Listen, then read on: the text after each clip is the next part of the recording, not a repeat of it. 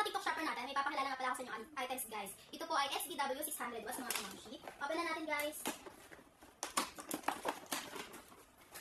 Ayan. May kasama na po siya remote control.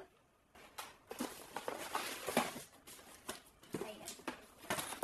And then, may kasama na rin po siya light arm guys. Ayan, light arm guys. Hindi nakaano po. Ayan. Then, ang items na ito mga mamshi is with motion sensor na po.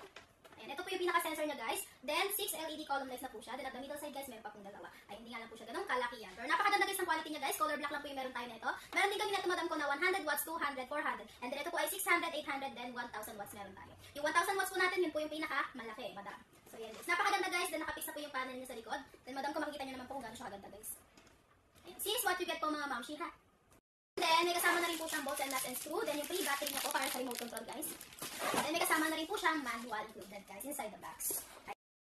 Ayan guys, ito na po yung ating XBW 600 watts. Ang kanya pong shell size guys ay 460 by 230 ulit niya.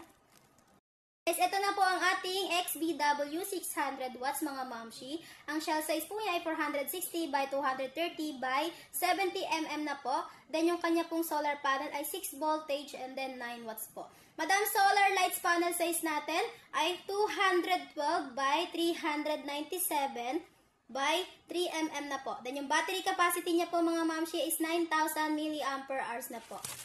Dadako na tayo sa pag-test ng lights niya guys. Pwede rin po natin siyang i-manual guys. Ayan. Basta po pagka tayo mag-manual guys, lalo na kapag naka-install na po siya sa itaas, dapat po meron po tayong hagdanan. No? Ayan. Ito po yung pinaka-sensor niya guys. Ha? Ayan. Napakalakas mga mi.